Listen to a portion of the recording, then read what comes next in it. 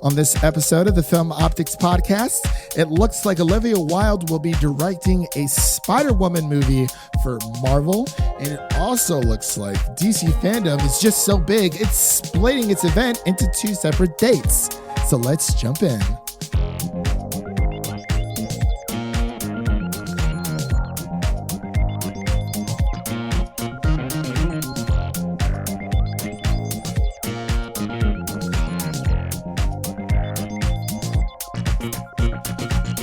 Hello, everyone, and welcome back to Film Optix, brought to you by the Drive-In Podcast Network, where we bring you the headline hot takes of entertainment news. I'm your host, Christian, and today we're going to be talking about, of course, the world of film, TV, and everything pop culture related. And as always, I'm joined by my good friend and my co-host, Devin. How are you doing? I'm Batman. I'm Batman. Justice. Tell me, do you bleed? You will. Remember that video of the kid in the Batman mask? Well, he was like, his mom's like, Max, what do you want for dinner? He's like, justice. What a classic. With a side of spaghetti. He's yelling at his dog, and his dog's just looking at him. He's like, where is he? Where is he? That was funny. How's your week been, man? You been good? Yeah, it's been all right. Just, it's August. August is weird. I don't know. Yeah. A lot of basketball for me. It's been very enjoyable having basketball on at all times of the day. I've not watched a single game yet. I don't know if it's just me or, I mean, I'm not much of a basketball person anyway. So, I mean, you know that. So, yeah, I'm just ready for football season. I don't know how it's going to work, but I'm ready for it. Yeah, we're in a league together. It should be interesting. It should be. I'm at the very bottom of that snake draft, but that's fine. Yeah, it could work in my. Such a bad number. How many people are in that draft? I think it's like 15 12. Or something. 12. I might be number 12. I don't know. Having the last pick is nice though, because you get that first pick next. Yeah, that double and back and forth, the snake draft up and down. Yeah, that is true. Yeah, so we'll have to let the best team win. So that'll be very interesting. But before we begin today's review, you can listen to this podcast on Apple Podcasts, Spotify, Stitcher, Google Play, Red Circle, Pandora, and of course, iHeart Radio. So we have a lot to talk about. Again, like it's really weird. Like I thought we had a decent amount coming in yesterday when I was making the notes, and then we got hit with some pretty big news. Today was the haymaker. Yeah, today was the haymaker. It was oof. We'll just have to, wait and see what's going on here. So all right, let's get into the comic book news here. So we have starting off, it's going to be, of course, for those of you who don't know, DC fandom. It's DC's essentially their version of Comic-Con. They're going to be celebrating all things, DC related. It's going to be this Saturday starting at 10 a.m., Pacific time.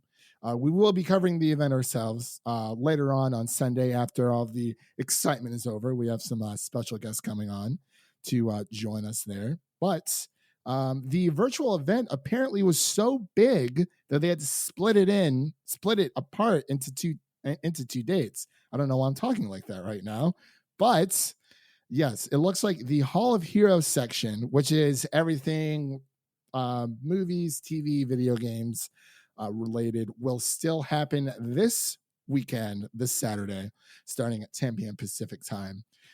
Things will, of course, we'll see the Suicide Squad, Wonder Woman, 1984, et cetera, et cetera. Everything else when it comes to, I believe it's the kids verse, the multiverse, all that jazz, anything comic book or DC animated related is actually being pushed back to a separate date, which is September 12th, I believe, which is Saturday, September 12th at 10 a.m. Pacific time. So that's going to be the Explore the Multiverse segment of the DC fandom. And I'm kind of glad they did this, but I wanted to get your thoughts. I actually missed this news apparently, but it's very good news to me. Just get the important stuff in there that Saturday. Don't need it to go 24 hours. Like a legit 24 hours. Cause I was looking at everything, I'm sitting there making my schedule and I was like, there's no way I can cover all this. Like even, uploading things to just like social media, there's some things you want to share. I can't share everything, we're a 2-man team here. So it's tough, but I'm very excited that they split this up because it literally would have been overload, like everything. I'm glad they're doing it this way. So that's a good thing. I know you're going to be tuning in during anything you're excited to see. Well, now it's trimmed down to a nice 8-hour chunk. It makes it a little easier. It's still not not a great use of a Saturday, but I'm definitely interested in a good amount of the panels. Yeah, for sure. Well, the good thing is, Devin, you can go over to DC Fandom's website and make your own schedule. Posted an article yesterday, or actually, technically last night. It was more of like a quiet drop on the Music City Drive-In website, where so you can still make your own schedule, but the only way to tune into the event is, you can do it from your phone, but they kind of recommend that you do it from your computer. But I feel like a lot of people are going to be on their phones watching it anyway. So you can kind of make your own schedule so that, just watch the things that are interested to you. It's not like, we're sitting there, it's E3, 2-3 years ago. We got the boys together. We're sitting there watching everything, the good and the bad, just kind of trying to get through all the crap so we can get to the good stuff. So it's really nice how we can kind of make our own schedules. I really appreciate DC doing that. And I really wish Marvel had something like this. So yeah, last year was so hype, and then this year it's just nothing. Yeah, I feel like they've shown everything that they needed to show for now. Hopefully we will get those. Captain, the Falcon and Winter Soldier. Wow, blanking on the names. WandaVision, Loki, etc. Coming up this fall. Hopefully, the pandemic's been affecting a lot of stuff as of late. So, oh well. All right, let's move over to some next news. Let's have you. We talked about that for longer than I thought, but that's okay. Go ahead with this next piece of news. Now is the Batman chunk of the show here. I'm Batman. Robert Pattinson, the Batman, is resuming production in September. Ooh. So that'll be interesting. Not really much to say. Of course, we did get a little sneak peek at the logo. At the logo for the Batman, and a little DC fandom art as well, posted on Instagram earlier today. So you can go ahead and check that out. I believe it's all over Twitter now, so it's looking pretty good. I like it. Yeah, it's good stuff. I just want to talk about how great it is to be a Batman fan right now. There's just an endless, constant flow of content, like at all times. If you're a fan, yeah, which a lot of people are, so it's a good time. It is a great time to be a Batman fan. I agree. Even with, I think I can't remember if I sent it to you or not. There was like this one guy who was like approving like all these different papers, and it's like Warner Brothers approving anything with Batman's name on it. He's just like flying through like. Yeah, if you're a person who doesn't like Batman, good luck next year. It's gonna be a rough year for you. It's going to be a very rough year because we got a lot of stuff coming up, and we got a lot more Batman news coming up because it looks like Ben Affleck and Batfleck will be returning as Batman in the upcoming Flash movie called The Flash. So we got the Batman, The Flash. So, a lot of people are very excited about this. Batman's going to be, Ben Affleck, is going to be putting on the suit once more. I don't know for how long. I know you were talking about earlier how it would be nice if it was like more of a perfect send-off for his Batman, but wanted to get your tidbits and thoughts about this. Yeah, the first thought was concern because I think Batfleck, I think his physical appearance is the most Batman-like out of all the actors, but I hate his personality as Batman. Did not enjoy him in Justice League at all. I don't think anybody did. I mean, there are a lot of Batfleck fans out there, though. I don't really get it. We're more on the Christian Bale side, the true Batman, the one we grew up with. Michael Keaton too. I think he's always good. Oh, absolutely. And it's like, man, oh man, I was definitely concerned at first because if it's like a thing where he's going to do multiple movies and sign on for more, it's just like you're just adding too much. But I think if they make it just like a cameo appearance, like a nice send off for him, that's ideal. And it seems like most reports are indicating that to be the case. Yeah. And of course, Michael Keaton is also supposed to be in this movie as well. So we'll just have to kind of wait and see what's going on here. A lot of people are talking about how Ben Affleck is, crucial to this, saying that he's a very substantial part of the emotional impact of the movie. And the interaction and relationship between Barry and Affleck's Wayne will bring an emotional level that we haven't seen before. I think we already saw that in Spider-Man. No, I'm kidding. When Mr. Stark and Iron Man. No, I'm just kidding. We'll definitely have to wait and see. Very excited to see what they have in store. Like, this is Barry's movie, as they say, from this Vanity Fair article. I'm kind of just skimming it through and whatnot. But the real question is, Devin, when is Ana de Armas going to play Poison Ivy? Because I want that to happen. I just want her to play anybody. I do too. I really, really do. I also think it's interesting that DC and Marvel are both doing multiverse movies in very similar time frames. Yeah, like around the same time. Flash come out before or after Doctor Strange? That's a good question. I do not know. Is it before? Well, of course, we got Doctor Strange and we have WandaVision, which is supposed to tie into Multiverse of Madness with Doctor Strange as well. So we'll just have to kind of keep our ears to the ground there. I don't know. It's going to be a bumpy ride for sure. Speaking of bumpy rides, DC Universe streaming service is finally moving its content to HBO Max.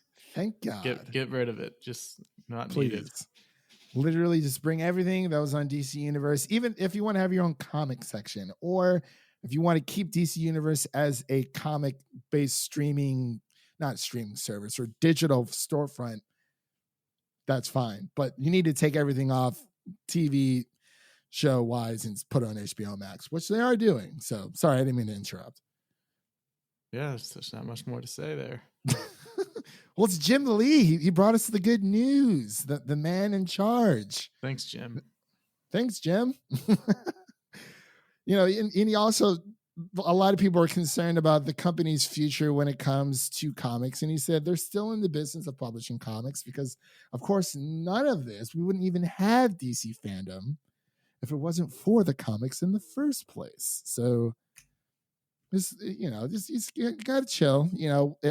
I feel like they're trying to give each medium a spot in the limelight, and we'll just have to trust in Jim Lee's decision. I mean, he made a pretty good decision already by moving everything over from DC Universe over to HBO Max, which I really, really appreciate because it really just brings the value up of the things that you can watch on HBO Max. It's actually becoming one of my favorite streaming services. I mean, yeah, there's Netflix, but outside of Netflix, I'm pretty much on HBO Max, just watching some stuff, sometimes on Disney Plus, rewatching some old stuff, but mainly on the old HBO. So there is that. But speaking of sad news for you, possibly. Have you watched the show? Have you watched the show? Have been focusing on Doom Patrol, but Harley Quinn is certainly on the list. How far are you in Doom Patrol right now? Almost done with season 1. A couple more to go. I'm on episode 8 or 9.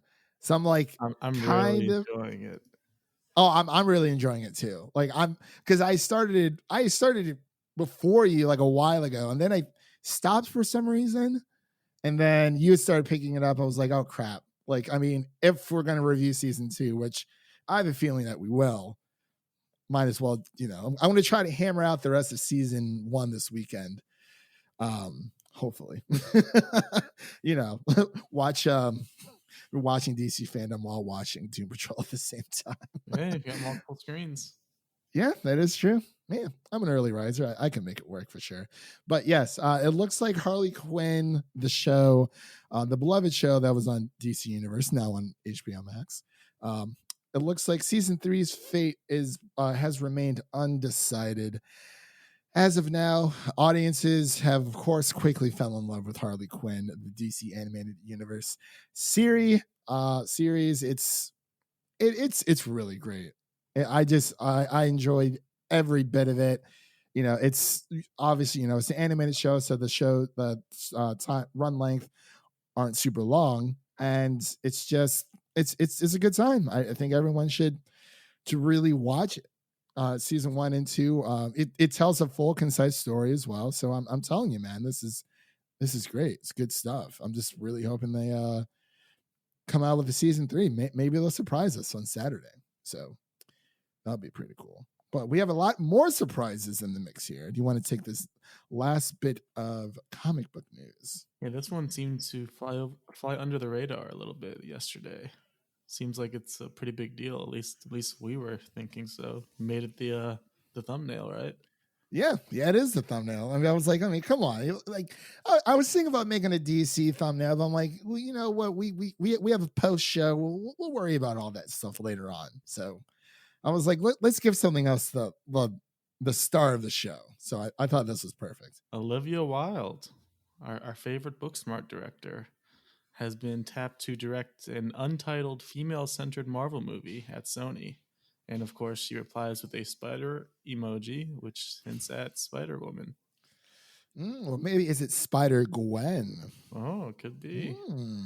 Get some Haley Seinfeld action up in there. She can play Kate Bishop in Spider-Gwen, right? Same time. It's been done.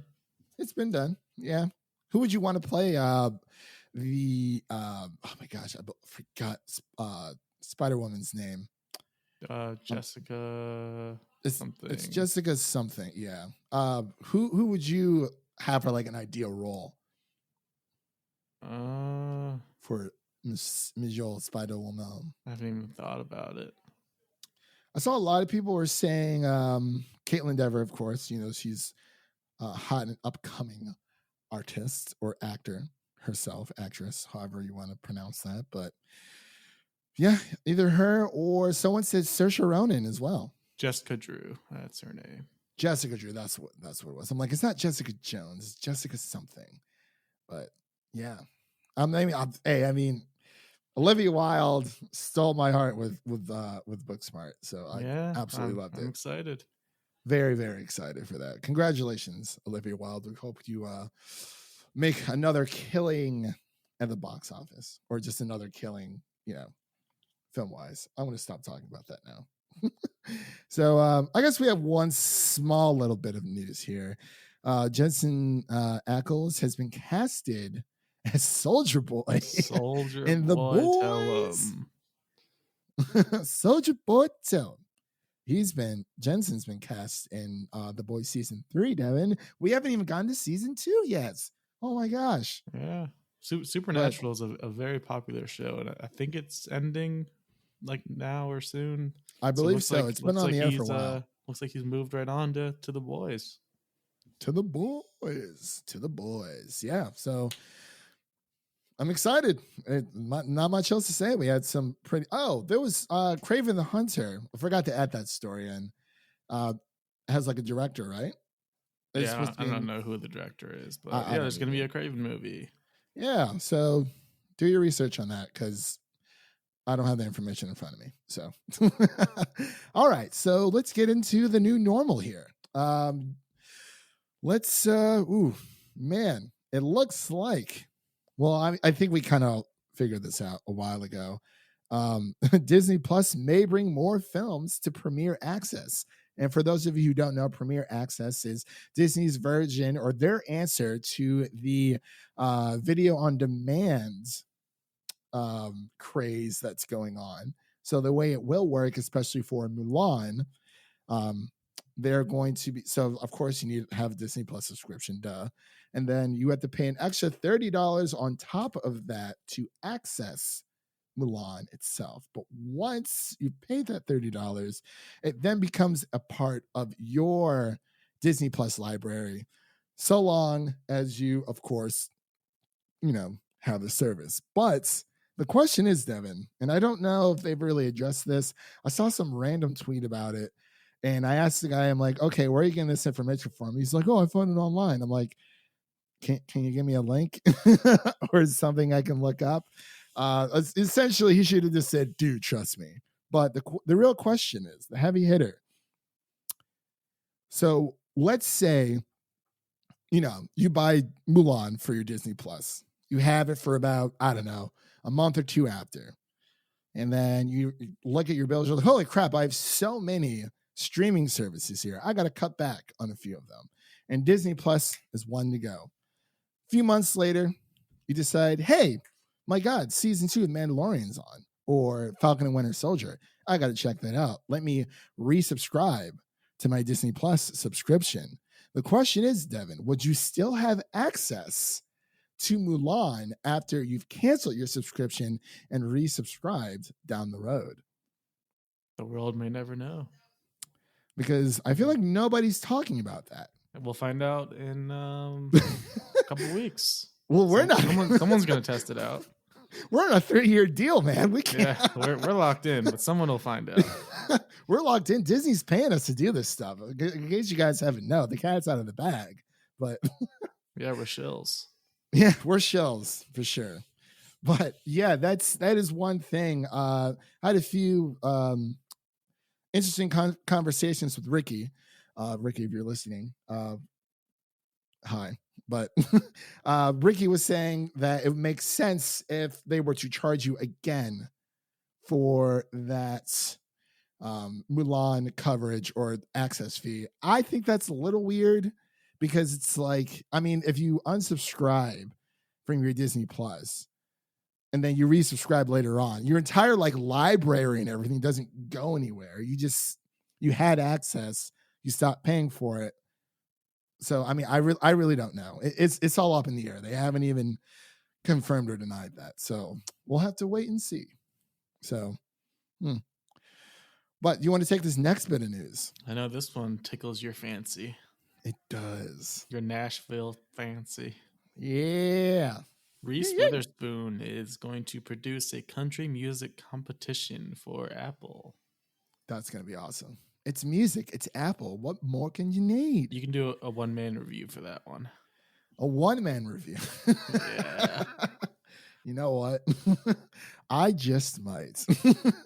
I mean, maybe I'll write an article or something. But I feel it's easier for when it comes to reviews. I did one review of Cursed on Netflix season 1, and I had so many thoughts going through my mind, and I'm like, I don't know how to put this all on paper. But when it comes to gaming stuff, I mean, I've been gaming since I was 5 years old. I've been gaming since I was 1997, born in 92. So, yeah, I feel like I've been a part of that world, that industry a lot longer. But this does seem really interesting. Reese Witherspoon, she has a nice little shop down here in Nashville called Draper James Draper James, I think it is. I've only passed by it a few times, but anytime you walk into that store, they give you a nice little cup of sweet tea. Sweet tea. Draper James, that's what it's called, Draper James. But yeah, I'm excited for that. There's not too much going on. It looks like it's going to be called My Kind of Country, as we said. Little country music competition. This doesn't say too much about it, so we'll just have to wait and see. Very excited though. Might have to re-up that Apple TV Plus subscription. Gotta support the Nashvillians, Devin. It's very important. Yeah. But What else is very important? We so got the big time movie ahead. boys here. Yeah, Lights, Camera, Barstool. They finally come out with their definitive movie rankings website, and I gotta say it's pretty impressive. Very impressive. I'm actually playing around with it right now. I'm just getting randomizing movies, and yeah, it's well made. It is really it's a movie ranking database, what to watch and where to watch it. Hopefully, and I'm really hoping that this that like an actual app they develop an app for this. Yeah, this could be competition for IMDb and Rotten Tomatoes and all that. Like they built this database by themselves. Yeah. So it's like, you can type in, I want a movie from this year with this genre starring, I don't know, enter actor or actress here. And you can filter by the streaming services you have, which is definitely a big one. The director, the universe it's a part of, awards, the decades, genre, subgenre, studio company, holiday, Christmas or Halloween, of course, actors, actresses. It is a great randomizer. And even with the ratings of Jeff Lowe and Ken Jack and Tro Bollins have rated these movies themselves. And as Devin said, you can add streaming providers into the factor. They got Showtime, Stars, Hulu Plus, Hulu Plus, Hulu, HBO Max, Disney Plus, Netflix. It's all there. Peacock and Peacock Premium. Oh, yeah. Got the premium in there. But yeah, we just wanted to give a shout out to them because this is awesome and definitely going to start using this a lot more. If you're just in for the night, you don't know what to watch, play a little game with yourself and, pump in a little randomizer. We'll and see what comes out on top and give it a whirl. So, do you want to take this next one since you're the one who kind of found this one on the net? Yeah, there will be a Chrome/Firefox extension that will allow you to watch movies on Netflix with the screenplays synced up with it and scrolling side by side, so you can get the writer's view. I think that's pretty cool, especially for those who are just want to see, a different aspect, a different perspective of the movie, of having everything, translate from screen. I mean, from paper to screen with execution, of course. So it really shows how different, things are just written down on a piece of paper, and, it comes to life. So, and then you can also see, where they might have added in, put some little improv or ad lib in there. So that's pretty cool. But Devin, LeBron James. We got to first look at LeBron James and his new Toon Squad jersey for Space Jam: A New Legacy. Devin, what are your thoughts? I liked the logo when they first released that. I was a fan of that, but this jersey I'm not a fan of. The giant orange half circle is what throws me off. Is it because it's on the side? Yeah, it's weird.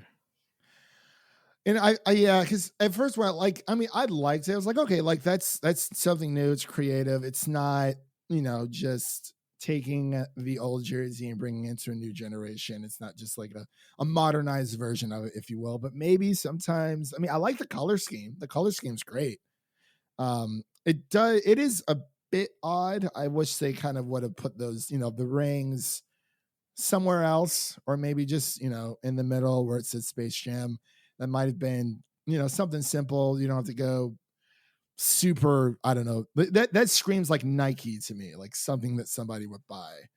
Because, there are people out there who think it's fine, but I some kind of indifferent to it myself. I don't hate it, but I'm not like super crazy about it either.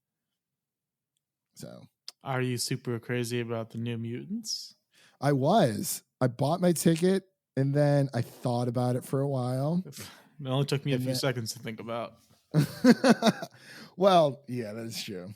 I thought about it and I was like, you know what? As much as I want to go back to the movies right now, you know, going to be, on the road here soon. And, I don't want to, going back to visit the old parents, the old folks.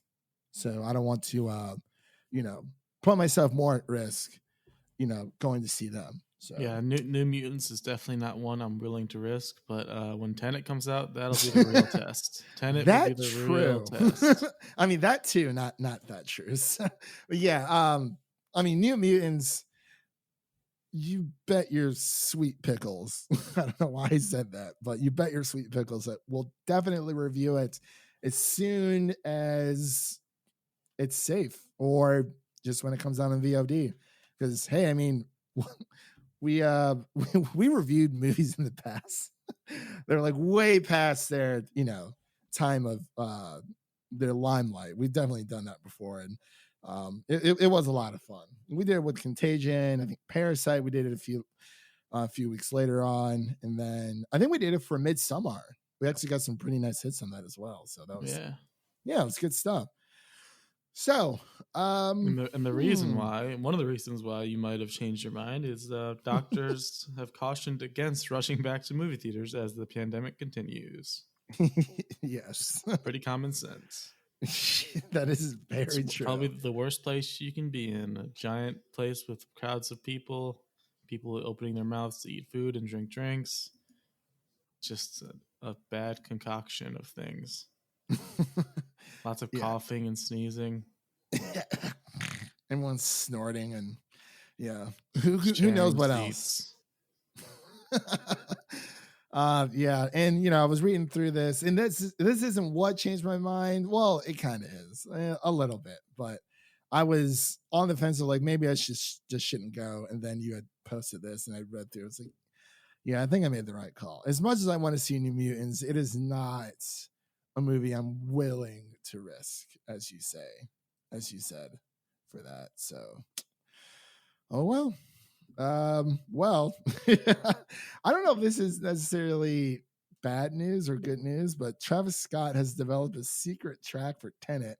Christopher Nolan says that his contributions were the final piece of a year-long puzzle, and the track reportedly sounds like a brain liquefying trip through time and space. That sounds very exciting.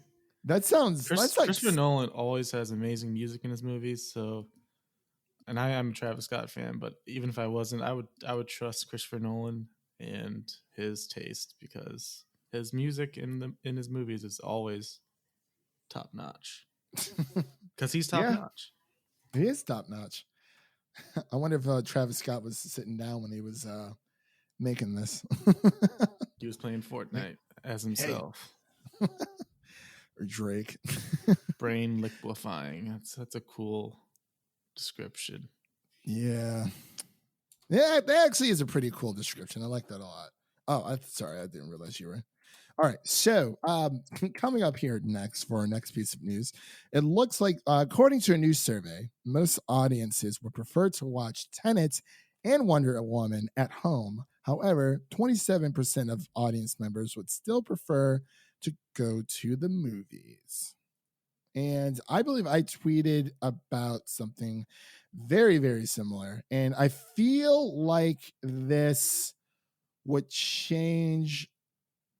Like, obviously, we're in the middle of a pandemic, and it's just not a smart move right now, as we were just saying. And as badly as people want to go back to the theaters, I feel like health definitely takes priority over watching something in the theater. If we get, Black Widow, Disney Plus, you bet your sweet pickles we're going to be reviewing it. So, with or without the movie theater. And I believe sweet American pickles. Sweet American pickles. There we go. American pickles. But there's also another, this comes from MCU Direct on Twitter. They kind of did their own poll. It looks like 13% would only want to see Black Widow in a theater.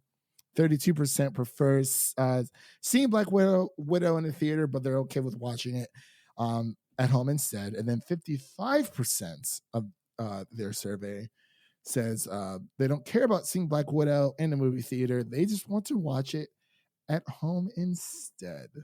So that is their little. I mean, and the numbers are still going. I think they posted another poll around 6,500 votes so far. Right now, looks like their second poll when it comes to asking the same question. It looks like prefer in theater, but they're okay with watching at home instead. It's leading by around 43%. But where do you lie in this camp between both of these little tidbits of news? Definitely that middle section, the preferred theater but would watch Black Widow at home. Now, when it comes to Tenet, I'm not gonna not watch it in the theater. I can't do it. Right, a Christopher Nolan movie has to be your first experience. He's the best we have, and he makes the best event films of that caliber. He does by far. He really does. It's great. I absolutely love it. I can't remember the last time I didn't see one of his movies in theaters, besides like the ones that came out a while ago. I will say when it came to Dunkirk, I did not see Dunkirk in theaters. That was the only one I regret not seeing in theaters. But other than that, I've seen all of his other movies in theaters. So it's always an experience. If they re-release it, absolutely, because I feel like that's still an experience in and of itself. So, yeah. You want to take this next? I mean, we could talk about this next piece, or we could just skip right over it. I really don't care. But if you want to talk about Planes, Trains, and Automobiles being remade with Will Smith and Kevin Hart. No, I've never seen the original, but it's Steve Martin and John Candy. I haven't either. I don't. I mean, I'm sure people will be very upset at this because everyone hates remakes of their beloved childhood movies. So, yeah, we'll just have to, like I say, wait and see. I have no comment on this whatsoever. It is what it is. I know some people were like, "What?" I was like, "Hey, it's whatever." So, moving on. Moving on here, we got some Guillermo del Toro signs a multi-year deal with Netflix to develop films and TV shows, and apparently one of those, is Pinocchio part of that, or is that? Obviously, it's, yeah, because I mean, I wasn't sure if this was like the remade version of Disney's Pinocchio, or his own version of it, but. The cast is stacked, Devin. Yes, it is. Man, we got some Ewan McGregor as Cricket, Jiminy Cricket, of course. We have David Bradley as Geppetto, plus Tilda Swinton, Christopher Waltz, Finn Wolfhard, Kate Blanchett, Tim Blake Nelson, Bern Gorman, the whole nine. So it's going to be a bumpy ride. I'm kind of excited for that. I feel like Guillermo del Toro definitely, and he was supposed to originally create like the Hobbit films, and he was so excited about it, and the production and all the ongoings of making that film, those three films, was just a travesty. Definitely worth a research or look up on that one. So, yeah, we get some Pinocchio, good stuff. Yeah. You want to take this next one? Yeah, we got Pete Davidson's back in the news. Pete Davidson and O'Shea Jackson Jr. are set to star in an STX Films original titled American Soul, spelled Sole, and it is set in the world of aftermarket sneakers. Kevin Hart, Chris Paul, and Jake Stein to produce. It's an interesting concept. It's a very interesting concept. I think because sneakerheads are wild. They really are. Yeah, I used to work at Nike, and it was very like I worked with this one dude. He literally had an entire warehouse full of sneakers. Like he was just the biggest collector. I used to think, people growing up, they had like a few sneakers in the closet. It's like, oh my God, this guy's got a million shoes. I went to this man's warehouse, and let me tell you, I've never seen that many shoes a day in my freaking life. It was crazy. But this actually does seem very interesting. It puts me on top there with the Tetris movie that's coming out. It's just random things you never really thought that you'd be interested in. And if you are interested in random things, you should check out The World According to Jeff Goldblum on Disney Plus. Because, some really good stuff. Wanted to give that little show a shout out. So, all right. So, moving on here. It looks like the new Scream movie adds Jenna Ortega to the list of cast members. So the upcoming Scream sequel, from the Ready or Not directors, excuse me.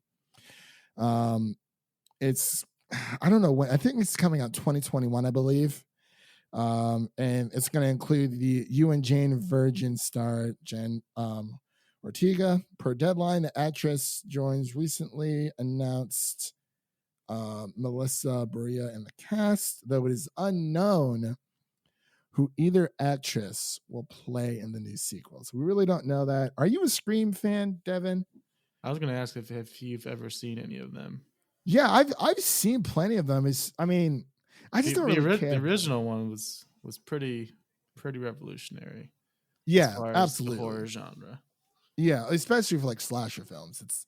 I'm just not much into the slasher films. It's not that I like find them boring or anything. It's just they just really just don't interest me at all. I mean, I've seen plenty of Scream movies. It's just, I mean, they have some nice little twists in there, here and there, but I feel like they're just kind of samey. I mean, I guess you can see they're actually usually like not samey. That's why everyone loved the first one so much, because they diverted everyone's expectations. That is true. I mean, I'll definitely check it out. It's been a while since I've seen any of the Scream movies, so anything can happen. So might end up really enjoying it. So, did you have any other comments about Scream, or you want to share your excitement? I think it's time for some very nice news. Some very nice news. Go ahead. Very nice. Sacha Baron Cohen has been spotted filming in his Borat costume. This is exciting. I'm a big Sacha Baron Cohen fan, and everyone loved Borat. How crazy it was. So I did love Borat. It's been ages since I've seen that movie. God, but it was so funny. I'm gonna watch it again here soon. He's so good. Yeah, so hopefully, I mean, my gosh, it's been what, 2006, early 2000s, something like that, since we've seen Mr. Borat, Cultural Learnings of America. But yeah, that's always some really good news. I think that's some really good news to round off the new normal section. So let's get in some. We got some video game news here. Some video games. That's what us down here in the South, we talk about the video games. Got some nice video game news here for you. So apparently, should we talk about this one? The leaks. I mean, I don't really know if they're true. They're pretty much confirmed.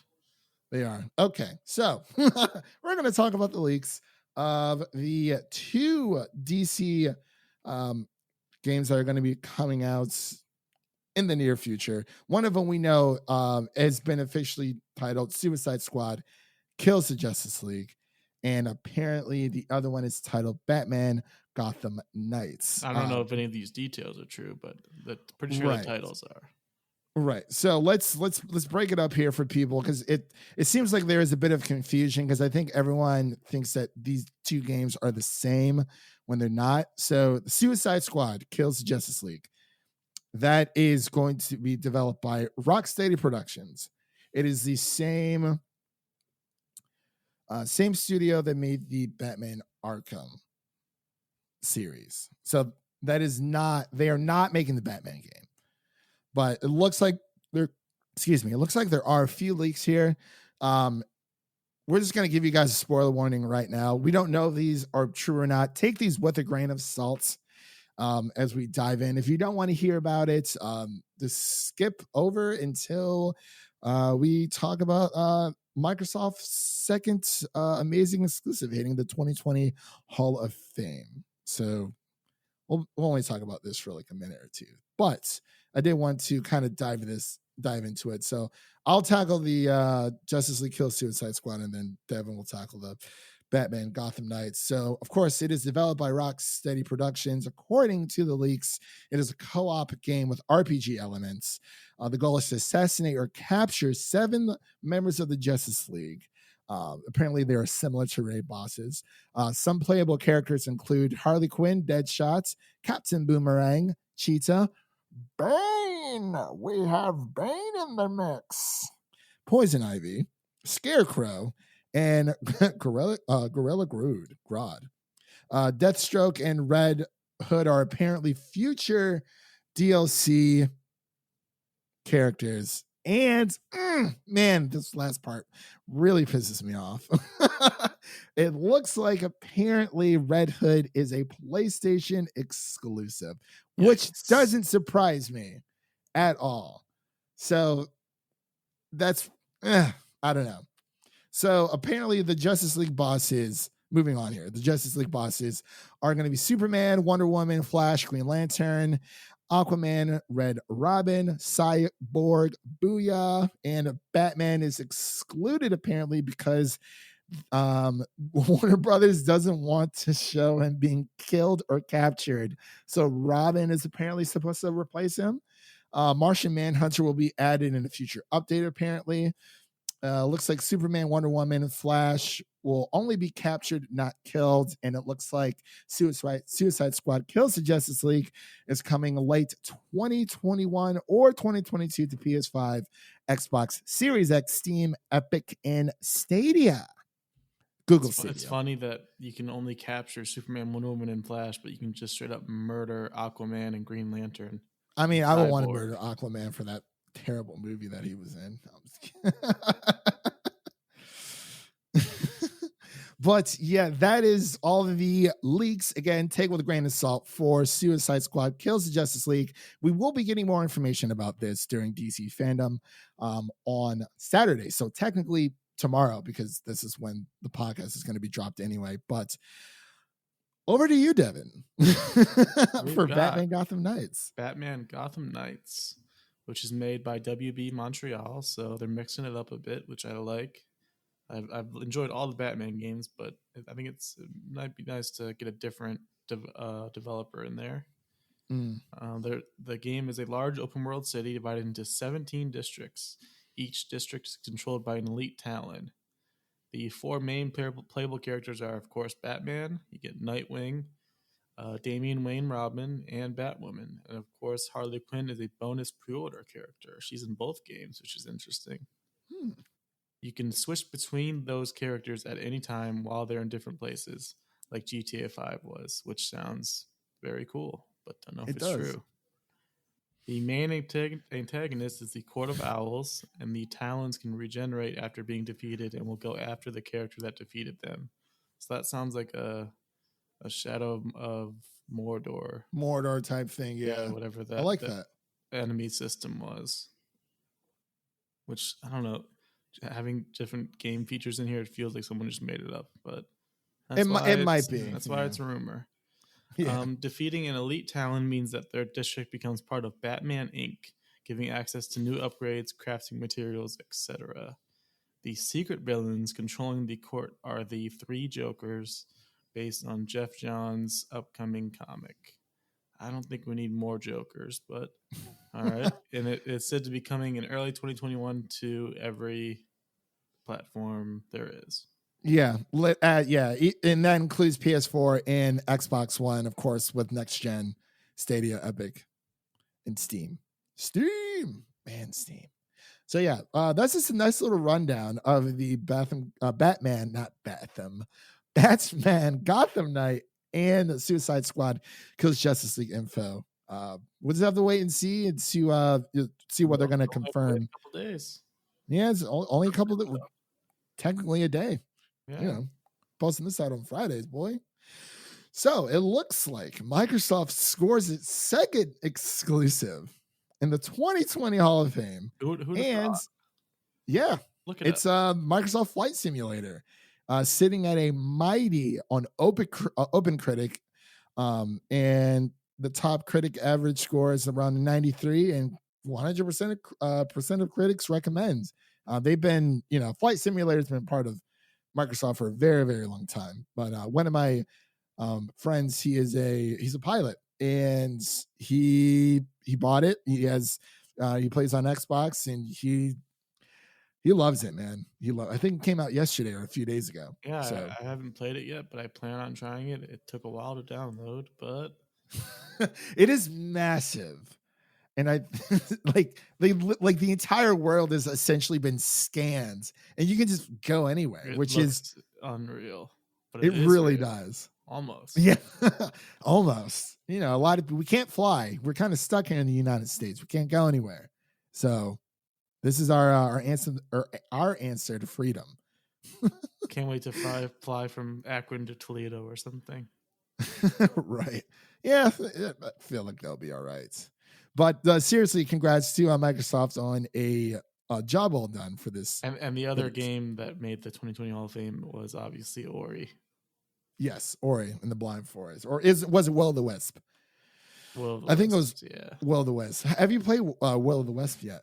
I never got through the first one, so no. I haven't yet either. I've been slowly playing it, and I always come back to it and I get a little bit farther. But I think now I'm in a space where, because I think when I was trying to play it, there were so many games coming out, and I was just overwhelmed by everything. Now, it's towards the end of the year. We do have a few more games coming out, but it's nothing huge. I mean, we have Assassin's Creed Valhalla, just to name a few of the big ones, and of course Cyberpunk 2077.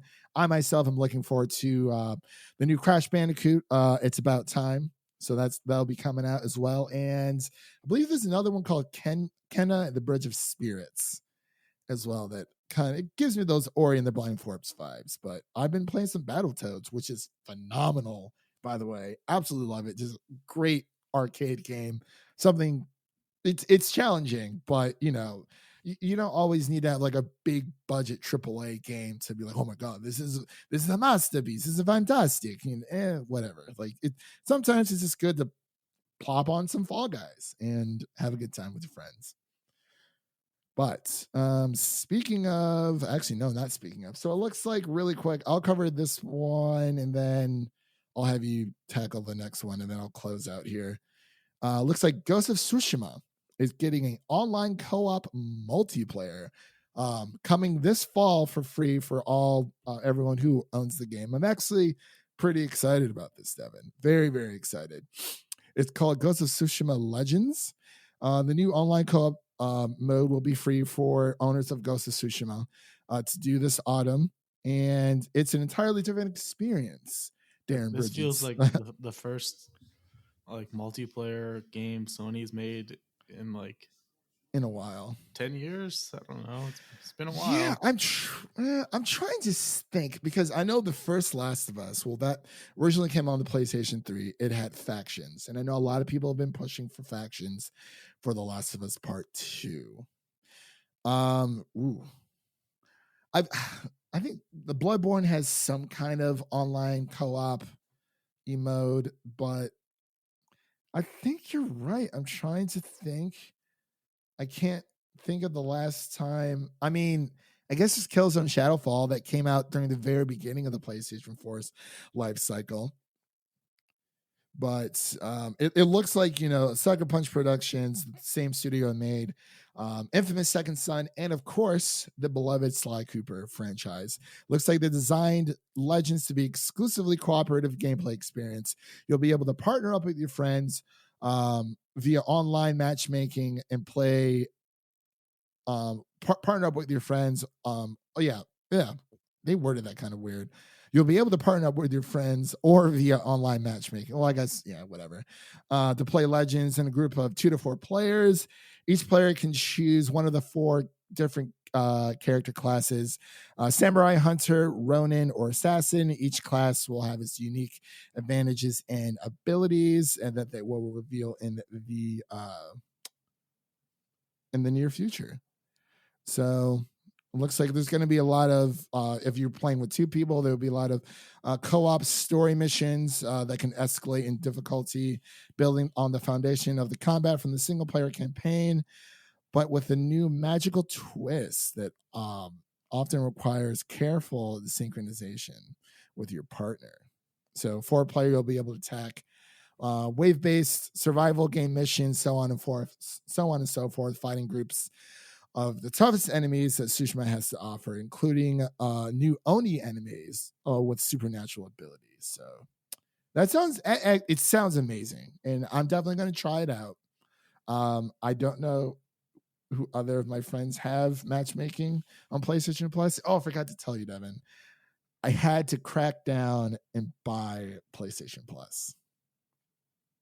How's it feel?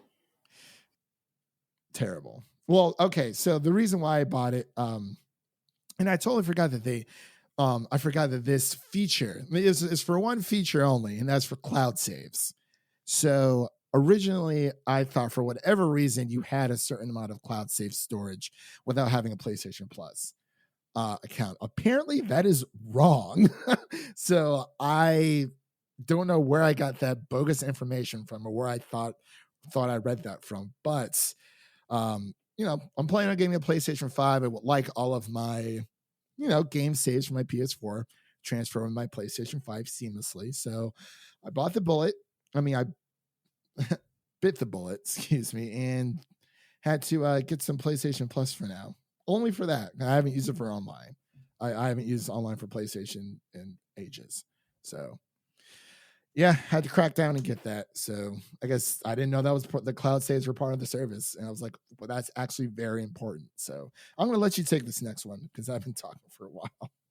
Yeah, we had to get this Assassin's Creed creative director on out of here. Get out of here. Ashraf Ismail was accused of attempting to engage in extramarital relations with a fan that he met through his position at Ubisoft. So get this guy out of here. He's gone. He's really like getting into character here, acting like a Viking apparently. That's wow. I honestly have no words. He's been fired, so yeah, he's out of the Ubisoft. He's smeared the Ubisoft name, and of course they don't want people like that on their team. He looks like a douche too. I'm looking at his picture now. Is he more of a douche than Zack Snyder? Who's douchier? Or Josh Whedon? Josh. That's Josh. Justice League. There's the right answer. But yeah, this is it's good news that they, cut ties with this guy, and no company ever wants, like, this is so weird. I don't even want to get into it. It's just, I guess back in June, all this stuff had happened, and Jason Schreier, our boy over at Bloomberg, who used to work for Kotaku, making a name for himself in the gaming industry for a very long time, he has confirmed that Mr. Ismail has been fired from the company. So always, Jason Schreier is never a bad source to follow. He's written some controversial pieces, but that's about it. Nothing that I wouldn't agree with. But this last piece of news here, Devin, and then we're gonna bounce on out of here and play some Battletoads. Well, after this podcast is done, of course. It looks like PSU.com. There's a rumor that the PlayStation 5 release date has been set for November 13th, and the standard console price has been set at $499, while the all digital edition has been set for $399. I know Review Tech USA kind of talked on this a little bit for a while, but it seems accurate. But of course, we don't know when any of this is actually going to break. So we're literally sitting here waiting. I think Sony was talking about, oh, there's 3D audio, the PlayStation 5. I kept retweeting all day. I was like, I don't care. Give us a release date, like all day. But any thoughts about this? Do you think this is likely? I actually do not believe it. All of these prices seem like they're very reasonable. And for that reason, I don't think this is true, because if these were the reasonable prices all along, why would it take them so long to announce them? That's a good analogy. What are they waiting for? If these are the very reasonable prices that people would be excited about, they would have announced it by now. Yeah, you're actually that is right on the nose. And we've talked about in the past. I know Devin said that his take is that he feels like they don't have faith in these projects. They're too afraid to announce these prices. And even here with the Xbox Series S and the X, the Series S being the lesser of both consoles when it comes to price. They're saying that the Xbox Series X is supposed to come out on the 6th of November and the Series S the day after. It doesn't make any sense. But we know the Xbox Series X is coming in November. We know that, and that's about it. That actually is a really good analogy, Devin. I didn't even think about that for the longest time, because it could very well be $600. There's that rumor out there circulating that the Xbox Series X is $600. According to Lana Pierce, got like a text from a retailer saying, hey, this could be the price of the Xbox Series X, showing at $599. So we just have to wait and see. I'm just tired of both of these fucking I just want to know. The fact that it's just taking this long, there's something going on. Because we should know all this information. Obviously, we didn't have E3, but we should know this information by now. This is too much. This is very ridiculous, and it's kind of pissing me off a little bit. Not pissing me off, but I'm pretty disappointed in the way that they're handling this, with not being as transparent as with what do you guys have to hide? Seriously, I don't know, man. It's like I'm just tired of the whole thing. And it's like, but they know people are craving for it, but I don't want these freaking multi-billion-dollar companies to get on cocky up in here, acting like everyone's a bunch of smucks and saying, hey, they're going to buy it anyway. Why? Oh, because we're PlayStation with the PlayStation 5. Why wouldn't you? Or we're Xbox, we got the Xbox Series X. So I believe we actually are coming up on news here, or not news, coming up on time here. So I believe that is going to do it for today's episode of our new show, Headline Hot Takes, here on the Film Optix Podcast. And again, you can listen to this podcast on Apple Podcasts, Spotify, Stitcher, Google Play, Red Circle, TuneIn, Pandora, iHeart Radio, and of course, check out the rest of the podcast, the Drive-In Podcast Network. We got sports, we got commentaries, we got music, we got us. It's us. We got Oscar Talk with the Music City Drive-In Podcast. Oh, shut up, Siri. We got it all. It's some good stuff, great stuff. And of course, check out my article I wrote on the Xbox Series X. If you're on the fence, I explain why you should pick up one this holiday season. So give it a gander. It's over at the Music City Drive-In website. I'm going to put that link in the description of the podcast episode. And of course, we're going to be joined by Mr. Leo from Geekly Goods and Amanda from AMX Reviews on Sunday to discuss everything dealing with the DC fandom. So that's going to be a lot of fun. A lot of fun. So I believe that does it here, ladies and gentlemen. We went a little bit over on time. I feel like our podcast will be getting a little bit longer, like 5 minutes. We're normally around that hour mark, but this isn't too bad. But we will see you guys in the next one. Peace.